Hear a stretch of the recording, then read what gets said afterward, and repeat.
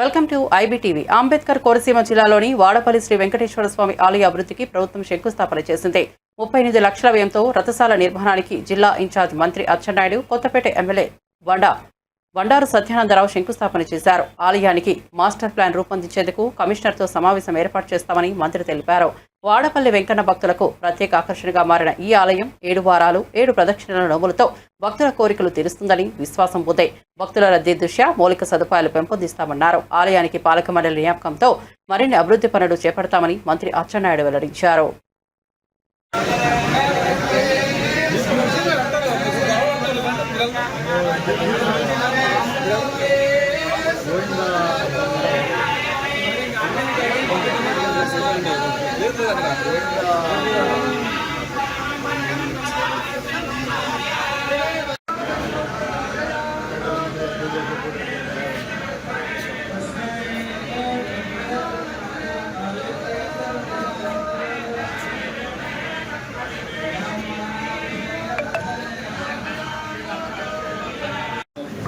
ఎప్పటి నుంచో వాడపల్లిలో వెలిసినటువంటి శ్రీ శ్రీ వెంకటేశ్వర స్వామిని దర్శించుకోవాలని చాలాసార్లు అనుకున్నా. ఈరోజు వెంకటేశ్వర స్వామి ఆశీర్వాదంతో ఈరోజు దర్శించుకునే అవకాశం కలిసింది. వాడపల్లి శ్రీ వెంకటేశ్వర స్వామి ఇప్పుడు 18వ శతాబ్దంలో వెలిసినటువంటి స్వామివారు. కానీ ఈ మధ్యకాలంలో ఈ స్వామికి చాలా ప్రసిద్ధి, పేరు ప్రఖ్యాతులు వచ్చాయి.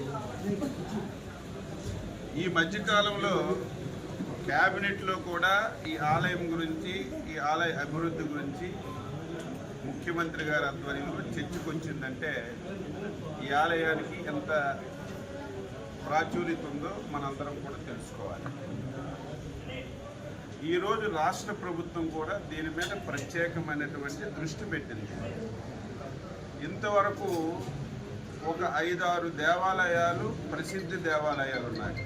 అటు సింహాచలం, సింహాద్రి అప్పన్న కానీ, వెలిసినటువంటి శ్రీ కనకదుర్గ అమ్మవారు కానీ, తిరుమలలో వెలిసినటువంటి శ్రీ వెంకటేశ్వర స్వామి గారు, అటు కాణిపాకం శ్రీ గణపతి గారి, ఇటువంటి 5-6 దేవాలయాలు, శ్రీశైలం మల్లికార్జున స్వామి గారి, 6-7 దేవాలయాలు, ప్రసిద్ధ దేవాలయాలు.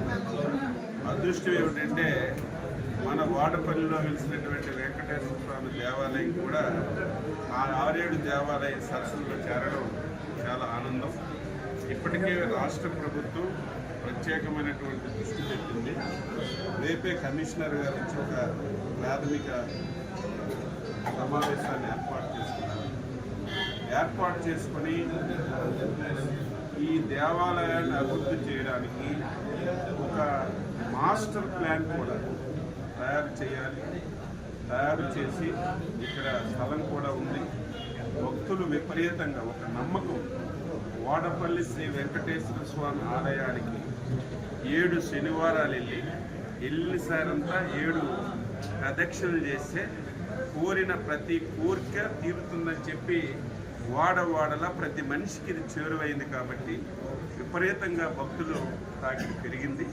దానికి కావలసినటువంటి మౌలికమైనటువంటి సదుపాయాలు వచ్చిన వాళ్ళకి వసతి కానీ, అదేవిధంగా ఇక్కడ మిగతా సౌకర్యాలన్నీ కూడా సమకూర్చడానికి మాస్టర్ ప్లాన్ కూడా తయారు చేసి తప్పనిసరిగా ఈ ఆలయాన్ని అన్ని విధాల అభివృద్ధి చేస్తుంది ప్రభుత్వం అని చెప్పి సందర్భంగా తెలియజేసి, ఆలయ కమిటీలు కూడా ఈ మధ్యనే నోటిఫికేషన్ ఇచ్చాం. 3 కేటగిరీల్లో ఉన్నాయి.